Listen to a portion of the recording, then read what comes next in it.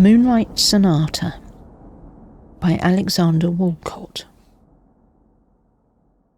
If this report were to be published in its own England, I would have to cross my fingers in a little foreword, explaining that all the characters were fictitious, which stern requirement of the British libel law would embarrass me slightly, because none of the characters is fictitious, and the story, told to Catherine Cornell by Clemence Dane, and by Catherine Cornell to me, chronicles what, to the best of my knowledge and belief, actually befell a young English physician whom I shall call Alvan Barrack, because that does not happen to be his name.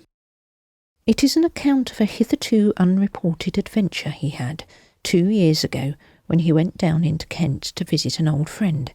Let us call him Ellery Cazalet, who spent most of his days on the links and most of his nights wondering how he would ever pay the death duties on the collapsing family manor house to which he had indignantly fallen heir.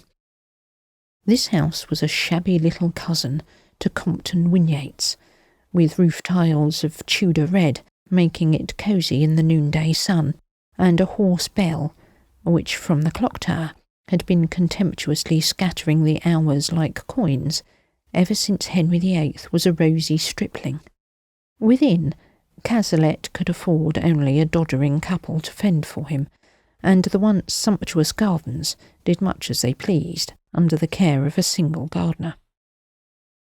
I think I must risk giving the gardener's real name, for none I could invent would have had so appropriate a flavour. It was John Scripture, and he was assisted from time to time by an aged and lunatic father, who in his lucid intervals would be let out from his captivity under the eaves of the lodge to putter amid the lewd topiary extravagance of the hedges.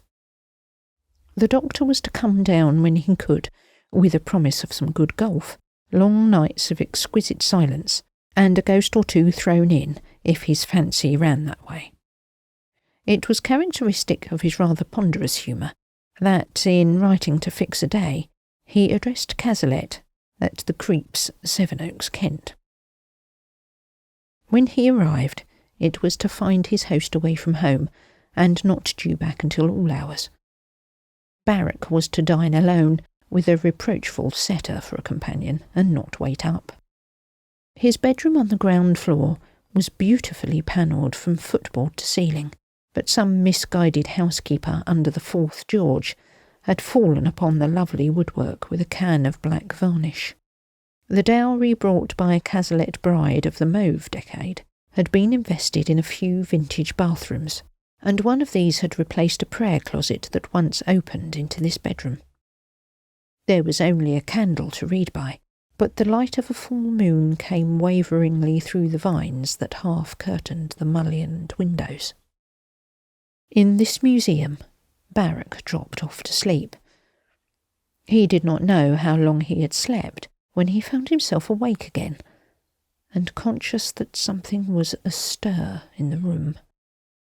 It took him a moment to place the movement, but at last, in a patch of moonlight, he made out a hunched figure that seemed to be sitting with a bent, engrossed head in the chair by the door. It was the hand, or rather the whole arm, that was moving, tracing a recurrent, if irregular, course in the air. At first, the gesture was teasingly half familiar, and then Barrack recognised it as the one a woman makes when embroidering. There would be a hesitation, as if the needle were being thrust through some taut, resistant material, and then, each time, the long, swift, sure pull of the thread. To the startled guest, this seemed the least menacing activity he had ever heard ascribed to a ghost. But just the same he had only one idea, and that was to get out of the room with all possible dispatch. His mind made a hasty reconnaissance. The door into the hall was out of the question, for madness lay that way. At the very least he would have to pass right by that weaving arm. nor did he relish a blind plunge into the thorny shrubbery beneath the window, followed by a barefoot scamper across the frosty turf. Of course, there was the bathroom. But that was small comfort if he could not get out of it by another door. In a spasm of concentration, he remembered that he had seen another door. Just at the moment of this realisation, he heard the comfortingly actual sound of a car coming up the drive, and guessed that it was his host returning.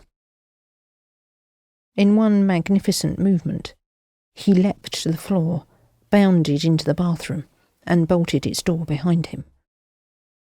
The floor of the room beyond was quilted with moonlight. Wading through that, he arrived breathless but unmolested in the corridor. Farther along, he could see the lamp left burning in the entrance hall and hear the clatter of his host closing the front door. As Barrack came hurrying out of the darkness to greet him, Cazalet boomed his delight at such affability, and, famished by his long cold ride, proposed an immediate raid on the larder. The doctor, already sheepish at his recent panic, said nothing about it, and was all for food at once.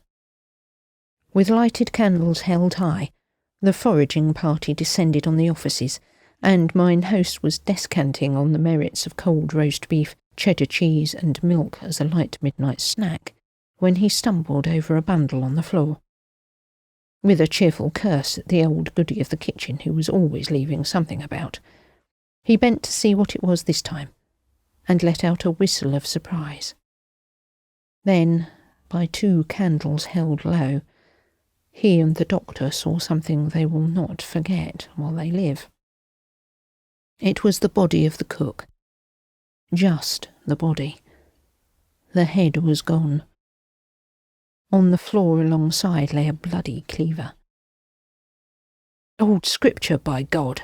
Cazalet cried out. And in a flash, Barrack guessed. Still clutching a candle in one hand, he dragged his companion back through the interminable house to the room from which he had fled, motioning him to be silent, tiptoeing the final steps. That precaution was wasted, for a regiment could not have disturbed the rapt contentment of the ceremony still in progress within. The old lunatic had not left his seat by the door. Between his knees, he still held the head of the woman he had killed, scrupulously, happily crooning at his work.